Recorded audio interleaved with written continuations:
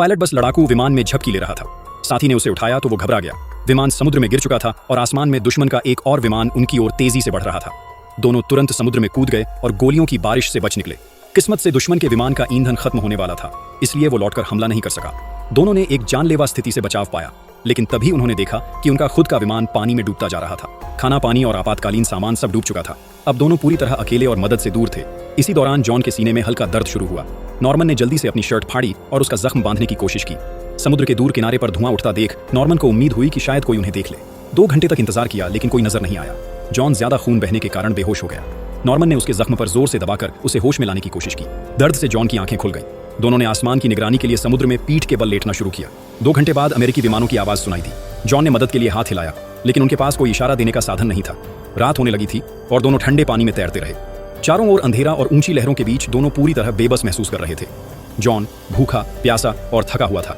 जख्म से खून बहता रहा, लेकिन वह जागता रहा ताकि बेहोश न हो जाए। किसी तरह रात कट गई। अगली सुबह जब नॉर्मन की नींद खुली तो जॉन पास नहीं था। वह डर गया, लेकिन चारों ओर देखने पर जॉन को पास ही लहरों में बहता पाया।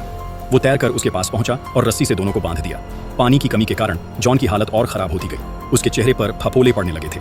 तभी नॉर्मन को लगा कि उनके पैरों के नीचे कुछ तैर रहा है। उसने जल्दी से पिस्तौल निकाली और इधर उधर देखा, लेकिन वो सिर्फ एक मछली थी, शार्क नहीं। फिर भी हालात बहुत खराब थे। पानी की कमी के कारण जॉन अब होश खोने लगा था। उसमें जिंदा रहने की चाह कम होती जा रही थी। नॉर्मन उसे लगातार हौसला देता रहा। आधे दिन बाद आसमान से विमान की आवाज आई। नॉर्मन ने जल्दी से हाथ हिलाया, लेकिन जॉन अब तक इंतजार नहीं कर पाया और बेहोश हो गया। मदद अब भी नहीं आई। दुश्मन ने मिडवे द्वीप पर हमला कर दिया था, जिससे कोई बचाव मिशन नहीं भेजा गया। रात दोबारा उतर आई और नॉर्मन की ताकत खत्म हो चुकी थी। उसने जॉन की लाश को छोड़ दिया और अकेले समुद्र में लेट गया। उसे लगा कि अब मौत नजदीक है, लेकिन तभी बिजली कड़की और तेज बारिश शुरू हो गई। 2 दिन से प्यासा नॉर्मन मुंह खोलकर पानी पीने लगा। मीठा पानी उसके गले से उतरते ही उसे फिर जीने की उम्मीद मिल गई। एक और रात किसी तरह बीत गई। अगली सुबह वो बहुत भूखा था।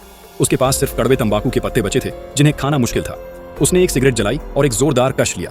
जैसे ही वो दूसरा कश लेने वाला था, एक बड़ी लहर आई और सब कुछ बहा ले गई। नॉर्मन ने अपनी जबरदस्त इच्छा शक्ति से किसी तरह तीसरी रात भी काट ली। तभी एक अजीब सी आवाज सुनाई दी। पास ही समुद्र की सतह पर एक जापानी पनडुब्बी उभर आई। रात का अंधेरा गहरा था, जिससे दुश्मन ने उसे देखा नहीं।